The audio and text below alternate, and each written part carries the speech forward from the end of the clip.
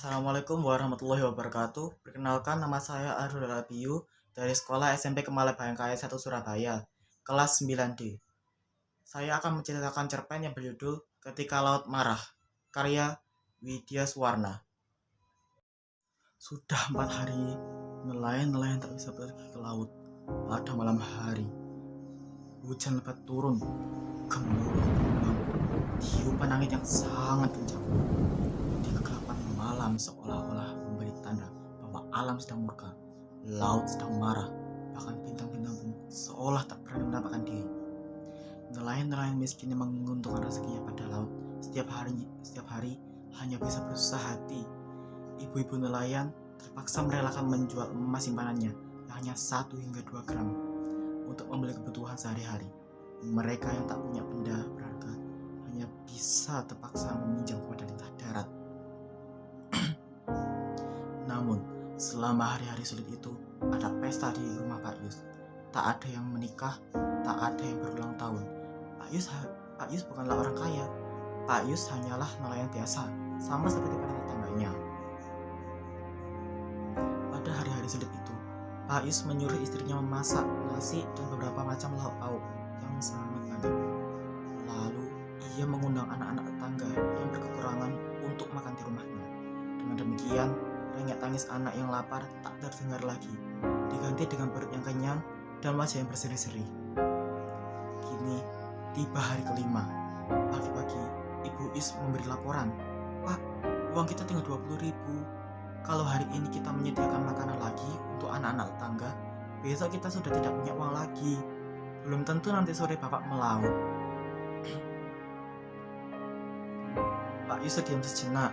Sosok tubuhnya yang hitam dan kukuh melangkah keluar rumah, memandang ke arah pantai dan memandang ke langit.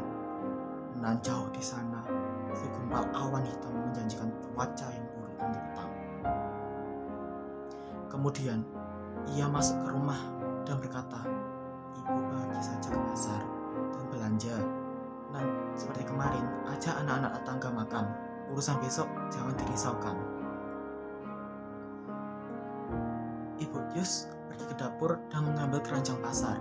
Seperti biasa, ia patuh kepada suaminya. Selama ini, Pak Yus sanggup mengatasi kesulitan apapun.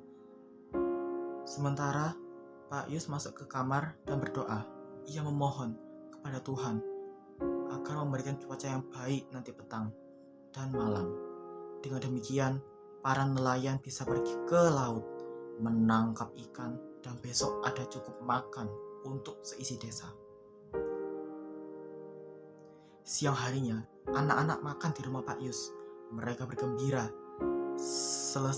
Selesai makan, mereka menyalami Pak dan Bu Yus, lalu mengucapkan terima kasih. "Pak Yus, apakah boleh kami makan di sini lagi besok?" Seorang gadis kecil yang menggendong adiknya bertanya.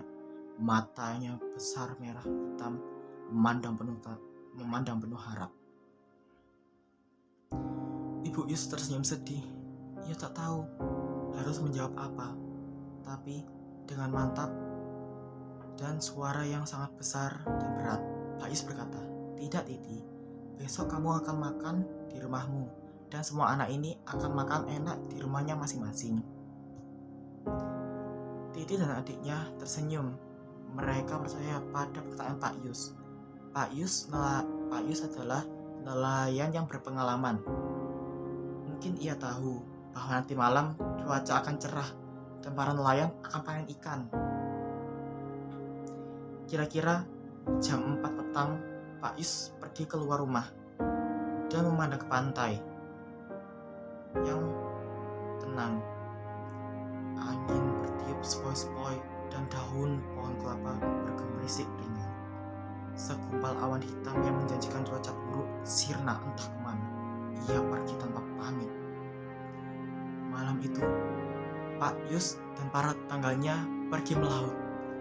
Perahu meluncur tenang. Para nelayan berhasil menangkap banyak ikan. Ketika fajar, mereka dan perahu-perahu mereka menuju ke pantai dan disambut oleh para warga dan anggota keluarga yang gembira. Pak Yus teringat pada anak-anak tetangga. Tuhan telah menjawab doanya. Semua nelayan itu mendapat rezeki. Hari itu ada pesta di rumah Pak Yus. Semua anak makan di rumah ibunya masing-masing. Sekali lagi, di atas perahunya, Pak Yus memanjatkan doa syukur.